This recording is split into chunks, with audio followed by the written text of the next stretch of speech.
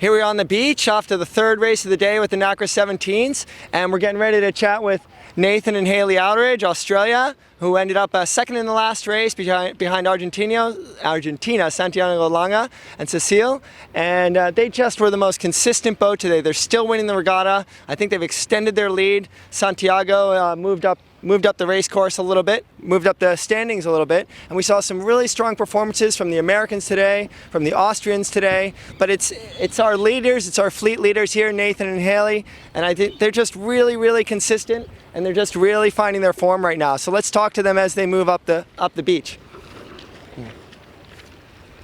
Hey guys, I know you're working hard, but you had an awesome day. How do you feel? Relieved that's on over. The first two races were quite tricky.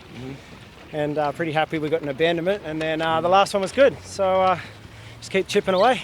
Awesome. The one thing that we noticed is, on those top reaches, you guys were one of the only teams to pop up on the foils on the top reach and then carry that on through. Is that indicative that maybe you guys were working on foiling upwind as well with your setup? Yeah, we had a few moments of upwind foiling today as well. It wasn't really windy enough for it, but definitely if you can get it foiling on the reach, then you get ripping downwind. So yeah, how come no one else was doing that on the reach? Maybe they had weed on.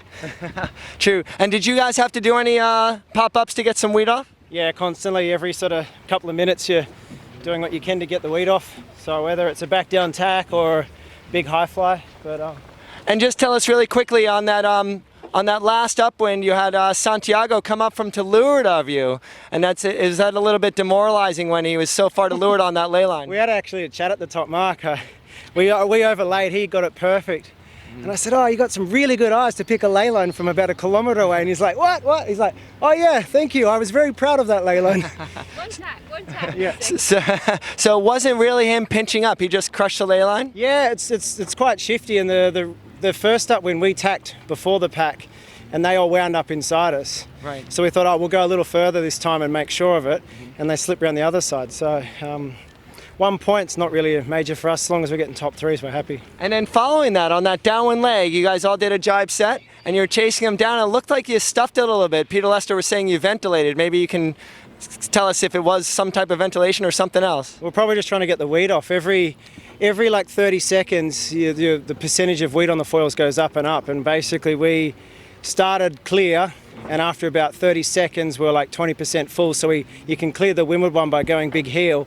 But when the leeward board keeps crashing, it's because there's weed on the other side. So he got away from us, and I think we cleared a bit and caught him a bit, but it was really hard to get past him. I think the downwind before that was a bit more passing going on at the front, sort of 4 or 5, but happy to get through that bottom gate in a good shape and get a top 3. Awesome. Well, we'll let you go, but keep up the good work. You guys seem pretty relaxed. Yeah, thanks very much. Cheers. Cheers. Awesome. Well, I think that's about it for right now. And the person that we really want to talk to next, and where really things changed, was the leader of that race, Tita and Banti from Italy. They're in a selection trials with their other Italian team, who was really deep down in the fleet. They were winning the race outright, doing great, and at some point on that beginning of that second beat, something happened. They had a mechanical issue on the port side of the boat. They almost stopped dead in the water. I think they got down to like 7 knots when everyone was doing like 14 knots or something like that. And so we really want to find out what happened to them. And they dropped all the way down to 13th, 14th, 15th, somewhere in there. The good thing for them is that the competitor that they were, Vittoria, the other Italian team that they were trying to beat, was 14 places behind them. So if they continued in first place, there would have been a 20-something point swing between those two Italian teams trying to get Olympic selection. So that's all I have for now. I'm going to go try to find that team.